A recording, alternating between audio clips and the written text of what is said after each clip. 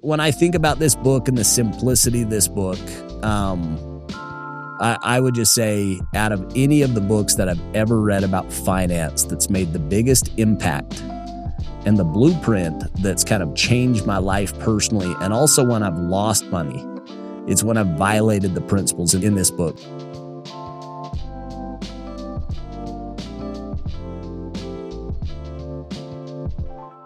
Hey, welcome back to Case Studies. The book that I'm reviewing today, this solo cast, is on one of my favorite, most impactful books that I've ever read. This thing is a every year read. This is a book that I give to every young person when I'm doing different mentorship or paying people to read books. And it's because it was given to me by two people. It was first given to me by my dad when I was in high school. And I don't think I fully internalized it. And then when I got home off my church mission, I had a friend that his dad had been wildly successful. He'd sold a business. And I remember going up to his home. I asked my friend if I could go meet him and go talk to his dad, interview his dad. And we went up to his house. He was on just this incredible property on the river in Provo. And this guy, when I showed up, he was just so confident. He had so much swagger and wisdom. He's a young guy with a young family. And he kind of took me through this process, and he gave me this book, and he said, everything I know about finance I've got from this book. And it's this simple book called The Richest Man in Babylon. And he went on to say, yeah, if you learn and live these principles, it'll change your life. And so the story of this book, it's kind of a fictional tale of these characters that lived in Babylon. And one of their friends was the richest man in Babylon. And all of these people in this story, they were working hard. They were grinding. They were industrious, but they just didn't have wealth. And their friend, he was the wealthiest guy. And so they went to him to go get wisdom. And these are kind of the principles from the book. So the first lesson that he teaches his friends is, number one, you pay yourself first. And the exact words are that a part of what you earn is yours to keep. And as they were going through it, he was like, well, everything I earn is mine to keep. And he's like, well, is it really, do you have to pay for the house, and do you have to pay for food, and do you have to pay for rent? Do you have to pay for all these different things? And when you get to the end of it, most people have more month than they have money left at the end of the month. And he said, but if you'll take at a minimum starting 10% and put it away and go live off the 90%. Or the 80%, that you can get by. You'll figure out how to get by with less. And that money that you go set aside will go work for you, and will go compound, and will go grow. And that will be the beginning of your wealth. The second one is live beneath your means. I've seen this, I'm 42 years old at this point. And I've seen this so much where my friends that go from different levels of earning, their expenses track in proportion or a little bit higher than the exact earnings. That they look at what they earned this year versus last year, the year before, and they're making more every single year, but they're not getting ahead. And that this wisdom is track your expenses and be disciplined and be prudent to make sure that you live on less than what you earn, because that surplus you get to go put away, and that will work for you. It'll be a diligent servant kind of for the rest of your life. Number three, make your gold multiply. The language that they use in this, and this was in ancient Babylon, where you had slaves, and that, when people couldn't pay their debts, they would become slaves. They would go, work. And he describes this gold as a worker, and that it is your worker, and that the gold will work morning, night, evening. It'll work forever, and that it will multiply. It'll, that your gold will continue to grow, and that the gold's gold will multiply and continue to grow. And so that little nest egg that you go create, if you go put it to work, instead of hiding it, under the couch, if you'll actually go put that thing to work, that over time it will go multiply and continue to grow. And at some point it gets big enough that the the earnings from that gold will be able to pay all of your lifestyle and your expenses. And this idea at a young age was just so impactful for me. It just kind of blew my mind. And so just kind of summarizing number 3, it's making your gold multiply. That step number 1, you pay yourself first. Step number 2, live beneath your means. Don't go grow your expenses with your earnings. Stay disciplined, because all that surplus you got to go put to work. But then you've got to go find good investments, and you've got to go put the money to work. And these ideas as a 21-year-old were so life-changing for me. I looked at kind of the life that, some of these people lived, and I just said, that's what I want. That's what I want when I get older. And I didn't have the skills. I didn't have the capability. All I had was just this vision of like, that is the life that I want for both me and my family.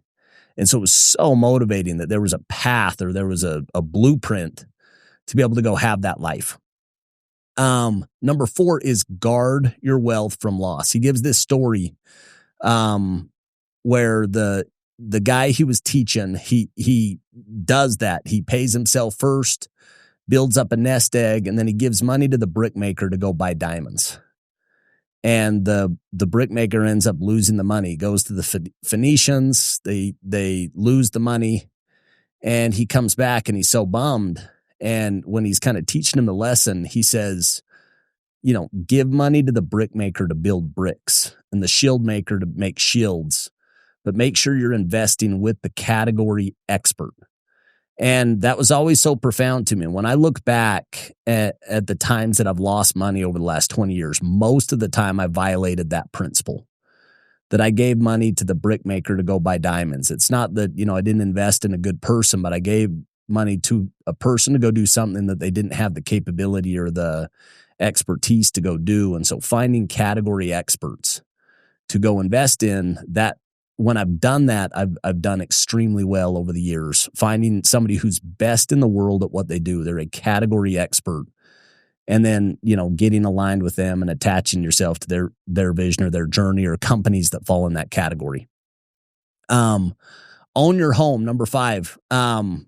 So I have owned 3 homes, and the first home that I bought and sold, I made money. The second home that I bought and sold, I made a lot of money. I bought a home in the peak of the global financial crisis. I bought it off the courthouse steps in foreclosure, and ended up selling it, a decade later, and I own my home now. And so as I look back 20 years later, owning my home, outside of it just being something that, has created a ton of value for myself and my family and my kids and all the memories that come from it, it's been a really great asset. There's a lot of debate. Different people have different opinions on it. But for me, this advice of owning my own home has served me well. From the quality of life that it's created to also just financially, we've done really well by owning our homes. Number 4, ensure a future income. It's finding a way to go, I think of this Stanford Business School study about these kids and these marshmallows. And they give these kids these marshmallows, and the kid can either have 1 marshmallow now or 2 marshmallows later. And they go through just kind of the differences in the psychology of having your marshmallow now or having 2 later. And that's what investing is. It's saying, I'm going to have 2 marshmallows later instead of 1 marshmallow now. And the way to go ensure a future income is to go get discipline and go put your money to work early. And again, I'm 20 years into this journey since I got this book for the first time. And I can see just these profound changes in the life that I live today versus the life that I lived when I was 21 years old and broke and going to school and try to figure it out. But this template is completely factual. Like every one of these things that I applied has ended up playing out really well for me and Chelsea personally in our life. And number 7 is invest in skills. And he talks about just your ability to create value in the market ultimately ends up becoming one of the best investments you can ever make.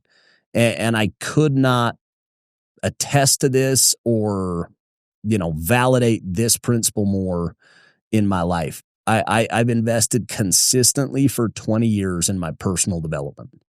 And I would say this podcast is an investment in my personal development. It's a weekly opportunity for me to interview somebody who I think is exceptional and go glean skills and mindset and just different insights that help me go be better. And this book a week is one of those investments in myself. But I look back and I ended up going back to Harvard Business School and doing their executive program when I was 30 years old. And then I continued to go to elective courses over the last 20 years and ended up going and doing a long program at Harvard called Owners, Presidents, Managers when I was 40 years old. And every single time that I invested time, energy, and resource into myself and my personal skills, I found a way to come back and apply those skills and those things that I learned in the market and ultimately end up making more money and building more value in the market. And so my personal experiences, my ability to create value in the market has compounded as I've invested in myself. And he kind of gives that as the rule is you have to go figure out how to go create more value in the market. And if you do, you'll have an opportunity to claim more value. So when I think about this book and the simplicity of this book, I would just say out of any of the books that I've ever read about finance that's made the biggest impact and the blueprint that's kind of changed my life personally, and also when I've lost money, it's when I've violated the principles in this book. So I hope you get a chance to read it. Go read it today, apply it. Hopefully you can go have the same experience that I had, which is, healthier, wealthier, and more wise.